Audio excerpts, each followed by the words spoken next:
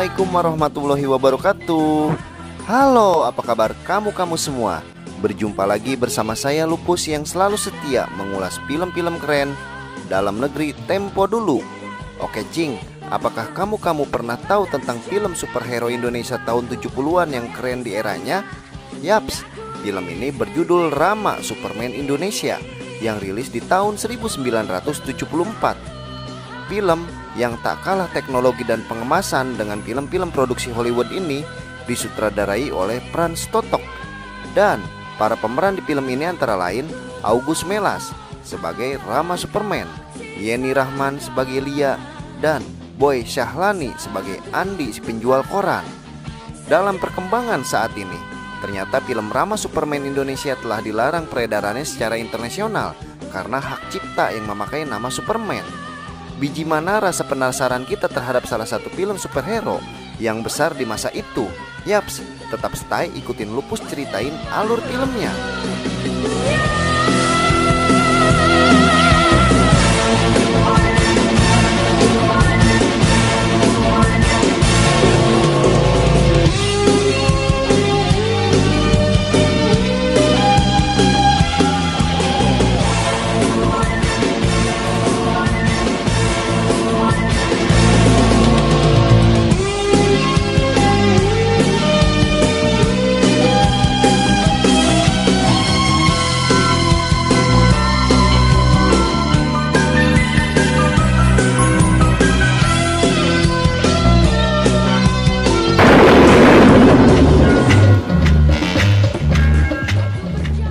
Sebuah kota metropolitan yang hiruk pikuk terdapat seorang anak penjual koran yang bernama Andi. Dalam keterbatasan hidupnya, Andi menjelma menjadi sesosok pemuda yang jujur dan suka tolong menolong. Karena berkat jiwa Andi yang penolong, di suatu tempat terdapat seorang wanita cantik yang sedang kesusahan mengambil alat jaringnya yang tersangkut di atas pohon. Dengan sigap, Andi pun tanpa diminta membantu wanita tersebut ambilkan alat jaringnya itu. Akhirnya, dengan sikap baiknya Andi itu, wanita tersebut pun dengan ikhlas menyuruh Andi setiap pagi antar koran ke rumahnya. Wanita itu ternyata bernama Lia, seorang anak profesor terkenal. Namaku sudah Lia. Panggil aja Lia. Andi. Esok pagi pun sesuai permintaan Lia, Andi mendatangi rumahnya dan antar satu koran ke Lia. Bawa koran Kompas nggak? Ada. Dalam suatu momen, Andi melihat sesosok pria tua terkapar dan merengek kelaparan. Tanpa berpikir panjang, Andi pun akhirnya membelikan makan siang untuk si pria tersebut. Padahal Andi sendiri di saat itu belum makan. Sehabis pria tersebut selesai makan, tiba-tiba Andi dikasih sebuah kalung kupu-kupu emas yang membuat Andi bertanya-tanya. Dan dengan tiba-tiba sosok pria tua itu pun menghilang dan akhirnya terdengarlah suara yang memerintahkan Andi untuk mencium kalung kupu-kupu itu kalau melihat suatu kemungkaran. Akhirnya di suatu kesempatan ada seorang balita yang sedang bermain di rel kereta api. Andi pun mendengar teriakan dari si ibu balita tersebut yang melihat anaknya di rel. Karena tak jauh gerbong kereta akan melintas tepat di jalur si balita. Dengan refleks, Andi pun langsung cium kalung kupu-kupunya itu, yang dia pun berubah menjadi seorang lelaki super dan terbang menahan kereta tersebut tepat di atas sang balita.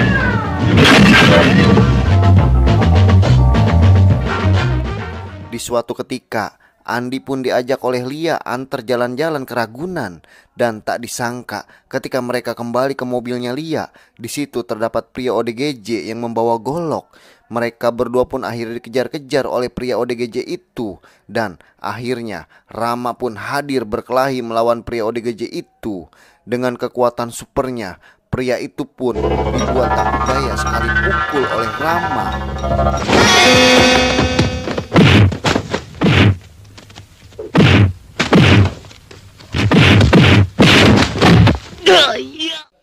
Dalam perjalanan menuju rumah Lia, terlihat ayahnya sedang berkelahi dengan seorang pria. Andi dan Lia pun dengan sigap langsung menghadang pria tersebut. Tetapi si pria lebih tangguh dan akhirnya ada seorang yang datang membantu. Dia adalah pamannya Lia, teman profesi ayahnya. Ternyata ayahnya Lia merupakan seorang profesor yang sedang meramu bahan peledak. Pria itu pun menginginkan master atau rumus dari proyek Dia ingin ayahnya merampas Lia. formula penemuanku yang belum rampung itu. Heran, dari mana dia tahu soal itu? Pria tadi yang mendatangi rumah ayahnya Lia merupakan pesuruh dari kelompok naga hitam dan ini adalah pemimpinnya. Tak melakukan pekerjaan semacam itu saja kau tidak becus? Tolong. Keesokan hari, di saat Lia pulang sekolah, mobilnya pun dipepet dan diikuti oleh pria yang tempo hari mendatangi rumahnya Lia. Dan dalam kesempatan di sebuah semak belukar, Lia pun memarkirkan mobilnya yang akhirnya dia pun bisa melarikan diri dari kejaran pria tersebut. Cepat Lia, cepat ikuti dia, gimana dong? Sungguh malang dengan pria suruhan itu. Dia pun pulang untuk melaporkan ke si bos, tetapi dia berakhir tragis. Pria itu pun terkena setrum dan semburan kilat buatan dari sang bos karena kecewa. Akhirnya bos naga hitam telepon sang profesor. Dia pun mengancam tak segan-segan membunuh sang profesor dan Lia bila rumus itu tak diserahkan kepadanya. Benar saja, mobilnya Lia dan sang profesor pun diuntit dari belakang. Dan ketika sang profesor turun dari mobil itu, tiba-tiba dari arah belakang, sebuah mobil melaju kencang ke arah profesor.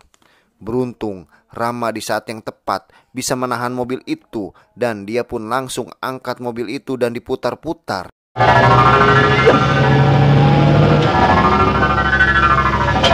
Pada akhirnya, para penjahat itu pun bisa dirobohkan oleh Rama dengan kekuatan supernya.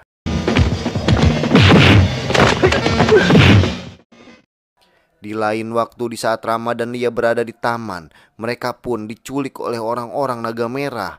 Mereka berdua dimasukkan ke dalam mobil pick up. Tetapi atas perintah bos naga merah, lewat HT, Rama pun disuruh dibuang di tengah jalan karena dia tidak berguna. Akhirnya, orang-orang pesuruh itu pun membuang Rama ke tepi jurang. Mendapati anaknya, Lia diculik organisasi naga hitam. Sang profesor pun akhirnya mau menyerahkan rumus itu. Pas mobil si profesor mau keluar dari gerbang rumahnya, tiba-tiba mobil lain menghalangi laju mobil si profesor.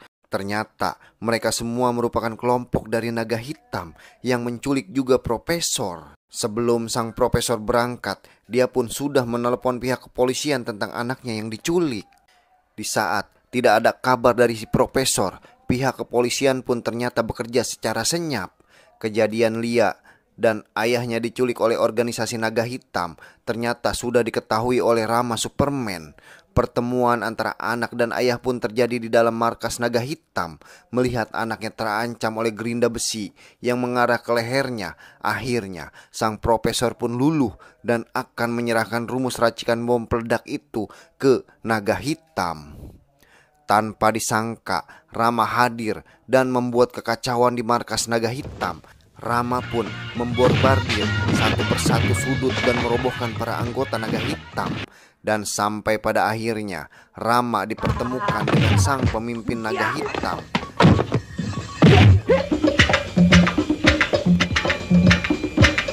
Perkelahian pun tak terelakkan. Mereka berkelahi mengeluarkan seluruh kemampuannya. Pihak kepolisian pun sudah bertebaran mengepung markas dari naga hitam. Sepertinya semua sudah bersih dibereskan oleh Rama. Pihak polisi pun sangat mengapresiasi Rama yang tidak diketahui identitas aslinya. Siapa melakukan ini semua? Rama, Pak. Yang jelas, dia adalah pembasmi kejahatan dan pembela kebenaran. Akhirnya, di saat topeng pimpinan naga hitam dilepas, sungguh terkaget Lia dan ayahnya itu. Ternyata dia adalah paman dari Lia dan rekan kerja dari sang profesor. Serigala berbulu domba. Pandai benar kau bermain sandiwara ya. Akhirnya, komplotan organisasi naga hitam yang selama ini sangat diburu oleh pihak keamanan nasional sudah tertangkap. Mereka semua pun dibawa oleh polisi ke markas besar dengan keamanan yang ekstra. Tak lupa dalam perjalanan ke markas, Lia pun ingat akan Andi yang dibuang ke tepi jurang. Akhirnya, Andi sedang duduk menunggu mereka yang pura-pura tidak mengetahui kejadian yang terjadi. Dia ditolong Rama, Ayah. Kami pun ditolong oleh Rama. Kalau tidak ada dia, kita mati semuanya. Selesai filmnya, Cing. Walaupun kita nonton di tahun milenium, di masanya era 70-an, film Rama ini sangat terkenal, Cing, dan keren di masanya. Sampai jumpa di alur cerita film selanjutnya ya. Wassalamualaikum warahmatullahi wabarakatuh.